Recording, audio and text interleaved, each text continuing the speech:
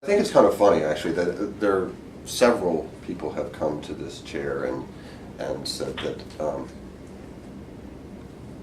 that we didn't really think that hardly about social justice until we were in this department that had this umbrella, social justice, and I'm one of them. I mean, I still, in a sort of self-conscious way of arriving here for a job interview and being asked to express in concrete terms how does your work intersect with social justice.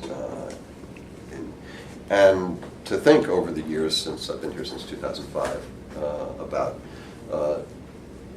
how my background maybe relates to that, and maybe, you know, it's one of those things as you get older you reflect on different aspects of your life as well, and also to think for future research along the lines of, you know, what kinds of different future questions might I ask, or different future ways of doing research might I do. You just don't leave things by explaining what happened. You have to have ideal types. You have to have an alternative vision, an alternative idea. So the modern world system is unjust, exploitative, very oppressive to the majority of the world population.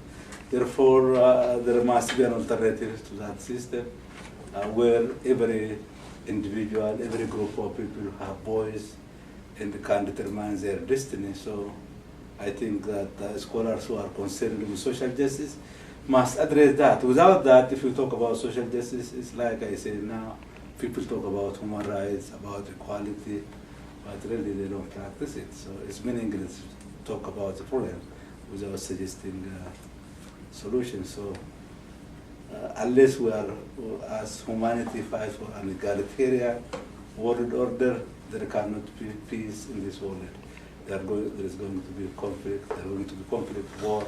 Social justice to me is in the eye of the beholder. It is not an absolute. And this recently came up at one of our faculty meetings because I realized there were differences in perspective, which I consider a healthy thing because it engages in dialogue, engages us in thinking. But as a social psychologist, I'm much more on the side of what people consider to be social justice reflects the positions that they occupy and how they see things. And so reasonable people can disagree about what justice is. In general, my work is informed by a series of relatively obsessive questions, or questions about which I obsess. Where do I fit? How do I make a difference? What is the role of sociologist as teacher, writer, and citizen? And when I think about what I try to do as a teacher, especially as a writer, occasionally as an organizer, is to reaffirm the analysis of the collective, whatever collective we may be interested in studying, as opposed to what I think U.S. citizens are much more consistently pushed towards, which is a focus on the individual.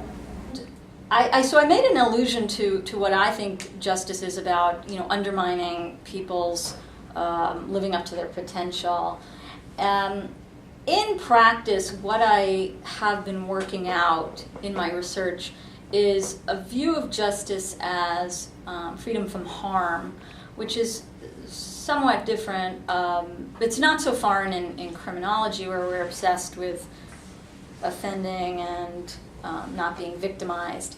And there are many criminologists nowadays who have been thinking, well, I would say crime is about harming people, and thus taking in environmental degradation and, you know, unfair political advantage. So taking in all sorts of things that aren't illegal, but do bad things to people. I think there's something really fundamental in social justice about suffering and social suffering, and that, you know, part of what I'm interested in are the ways in which we look at suffering and respond, and find ways to respond and not be overwhelmed by it, which, you know, in our field is no small thing. It's very overwhelming to look at the kinds of social misery that's out there.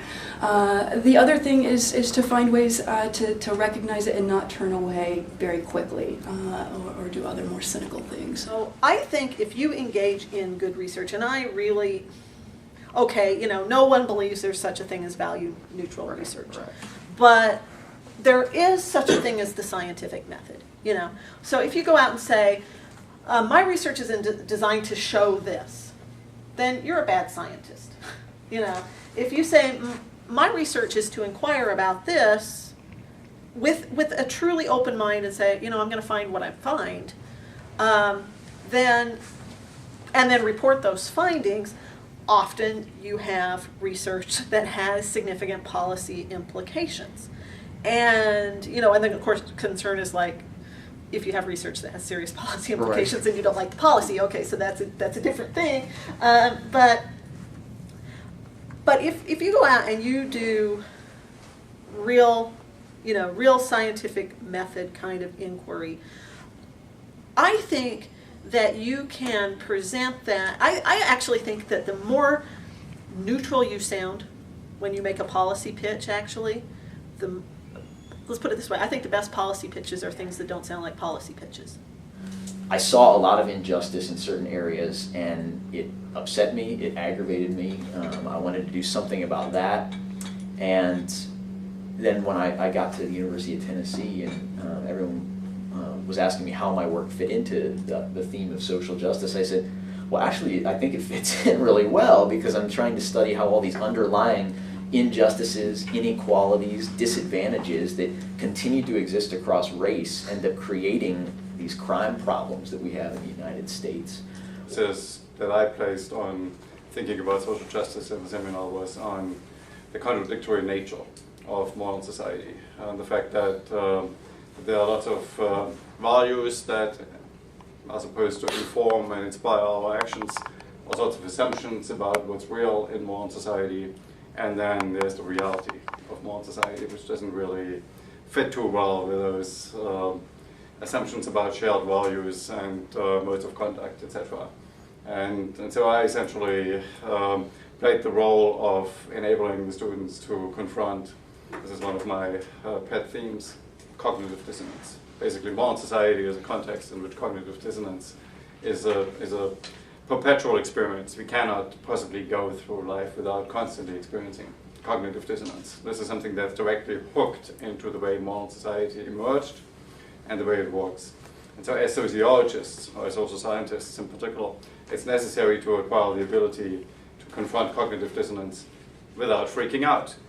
And so the background for that is that we are not really trained in any way to deal with cognitive dissonance. We are not trained to recognize cognitive dissonance, and we're definitely not trained to develop strategies of how to deal with it, which means that we, in a sense, are conditioned to respond to the experience of cognitive dissonance, of something not fitting together in terms of what reality is supposed to be like and what it actually is like, in ways that actually are part of a feedback loop with that contradictory reality. And so we're essentially conditioned to replicate the patterns that cause cognitive dissonance to begin with.